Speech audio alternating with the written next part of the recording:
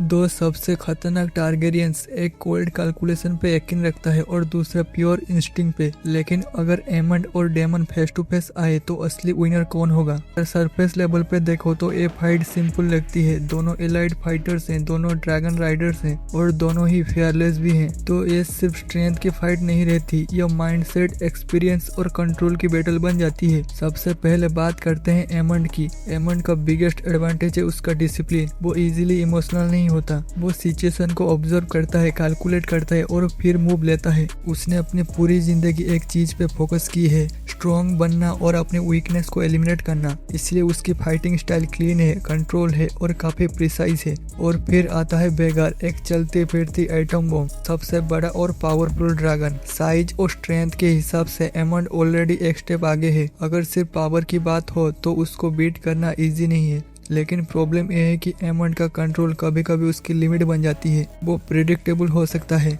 और जब emotional trigger होते हैं जैसे ईगो या एंगर, तब वो ओवर कमिट कर देता है और बैटल में एक छोटी सी मिस्टेक भी गेम चेंज कर सकती है। अब आते हैं डेमन पर। डेमन का स्टाइल बिल्कुल अपोजिट है। वो कोई डिसिप्लिन सोल्जर नहीं है, वो एक अनप्रिडिक्टेबल वॉरियर है। वो सिचुएशन के हिसाब से रिएक्ट करता है, जो उस मोमेंट पे उसे सही लगता है वो वही करता है। उसका सबसे बड़ा स्ट्रेंथ है उसका एक्सपीरियंस। वो सिर्फ स्किल्ड फाइटर नहीं है, उसने रियल फाइट देखी है, रियल बैटल लड़ी है। इसलिए वो जल्दी डिसीजन लेता है। वो ज्यादा सोच के रुकता नहीं, सीधा एक्शन लेता है और इसी वजह से उसे प्रिडिक्ट करना मुश्किल हो जाता है। आपको कभी एग्जैक्ट पता नहीं होता वो नेक्स्ट क्या करेगा। ड्रैगन फाइट की बात करें, हाँ वेगार बड़ा और ज्यादा पावरफुल है, लेकिन काराक्सिस वेगार के मुकाबले ज्यादा फास्ट और एग्रेसिव है। और डेमन उसे एक वेपन की तरह यूज करता है, सिर्फ राइड नहीं करता, उसके साथ मिलकर फाइट करता है। दोनों एक टीम की तरह काम करते हैं। अगर साफ शब्दों में कहा जाए एमंड पावर और कंट्रोल पर डिपेंड करता है, तो वहीं डेमन स्पीड और स्मार्ट मूव्स पे। तो फाइनल रिजल्ट क्या होगा? अगर फाइट स्लो और प्लान्ड हो, जहां सब कुछ कंट्रोल में हो, तब एमंड के चांसेस ज्यादा स्ट्रॉन्ग है। लेकिन अगर फाइट फास्ट हो जाए, थोड़ी मेसी हो जाए, जहां क्विक डिसीजन मैटर करते हैं, तब डेमन ज्यादा डेंजरस हो जाता है। और इसी वजह से ये फाइट इतनी इंटरेस्टिंग है। यह सिर्फ दो लोगों की फाइट नहीं है, यह perfect control versus world instinct.